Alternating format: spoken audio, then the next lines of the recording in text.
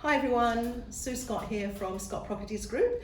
We're back with Ian Robinson from Mortgage Choice Sunshine Coast. Thanks Ian for joining us again.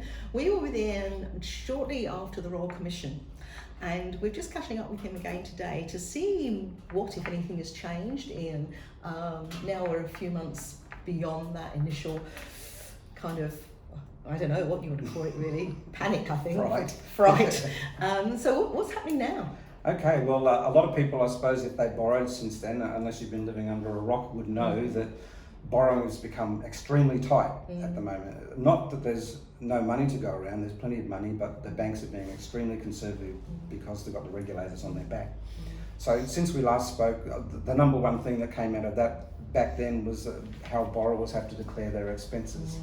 And that's become even more severe since then, to the point where someone like Westpac requires borrowers to categorise their life into like 19 different categories, and they have to be fairly accurate. So it's important that borrowers still do tend to do their own budgets before they get a loan, and I suppose it's a double-edged sword too, because it enables people to go into the loan a little bit more wide open, knowing that they can afford it going forward. So whilst it's an inconvenience to both banks, brokers, and more so to customers, it can be quite a headache. 19 categories is a lot. It's a lot, isn't it? And a lot of people probably haven't got a clue. That's exactly right, and that's probably one of the good things that comes out of it, is that people sometimes don't really know what they're spending from month to month, and it's a pretty cathartic exercise, I suppose, to get that on paper. I agree with you, and it's interesting because the recommendation we've made with people who are going to be working with us probably in the new year or latter part of this year, how are in that pre-approval position or just about to move forward, and I've said, have you spoken obviously to a good broker, because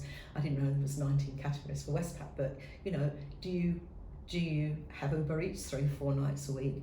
Do you go to a casino? Do you go just eat out a lot or enjoy yourself too much?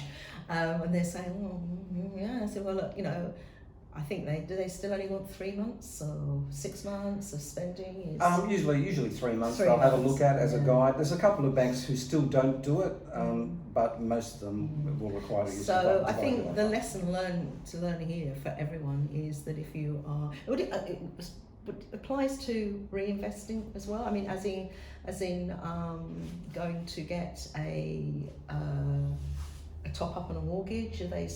It applies to everything. Everything. Okay. Yeah.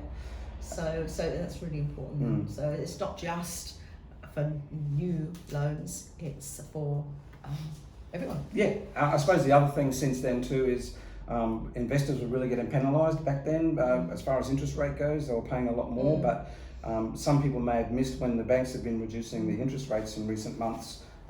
They've been reducing the investor interest rates by a little bit more than owner-occupiers, so they're doing a little bit better in the market. Good to know. So that should draw a few more investors back as well. And they've relaxed a couple of the criteria for investors as far as amounts of deposits needed as well. Yes, I understand that. We were with a client last night who's an investor. He already has a one property, so he's extending his portfolio, and it's quite interesting because he moved to Brisbane and for work, and now he's saying originally we were told, oh yes, we'll buy a property in Brisbane, and now it's going, oh no, I want to get something back on the sunny coast. And I think that's not a bad move, quite frankly. There's still good value here for people, but he's in the financial industry himself, not as a broker, but and he said, I've really made sure I cleaned everything up. And his partner, because they look at everything. Yeah, you have to. I mean, he used to have a penchant, I think, for buying expensive shoes. I know it sounds silly, but I mean, I'm talking about expensive shoes. And he looked and said, well, I've probably got 36 pairs. I don't really probably need any more for They bear all now at the banks. I see everything. So nothing's hidden. Everything's open. It's open ladder, really. So anything else that clients should be looking at other than obviously coming to see? I suppose the real good news for borrowers at the moment is that banks have reduced the floor rate at which they assess loans at. It used to be, since the GFC, there's been a regulation that banks can't assess a loan at less than, say, 7%, so a lot of them were at that 7 or 8% mark, so that they know that if rates do go up, people can still handle it. But those sort of days are gone, and we're not going to see 7 or 8% rates in my borrowing lifetime anymore anyway. So they've relaxed that condition now, and normally now it's about 2.5% above what the people are paying. So Well, that around opens about up a lot 5 more and doors then, 6%. doesn't it? So what it does is it increases people's borrowing capacity. I did an exercise this morning for just a guy on 100 grand borrowing some money, and the difference between what he could borrow and what he can borrow now is about $127,000. Wow, So that's massive. if there's people out there who tried to buy a place of their dreams 6 months ago and couldn't quite make it, there's every chance now that because floor rates are lower, they can borrow really more money to get interesting. into it. That's just I knew that things had slightly So that's good news. relaxed, but that's massive actually. Yeah. Oh, yeah. So do that. Okay, so there we go. Post commission.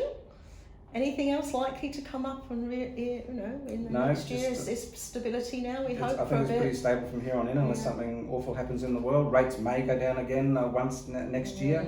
But at the moment, the Reserve Bank says they've gone as far as they can go.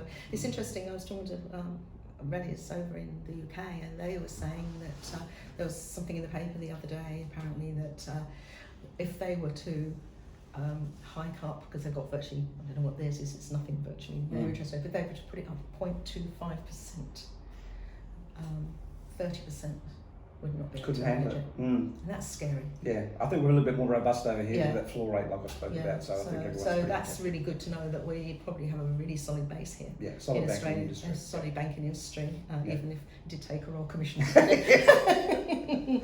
Okay, Ian, thank you. Great. So great Thank to you. see you, Thanks, and bye for now, guys.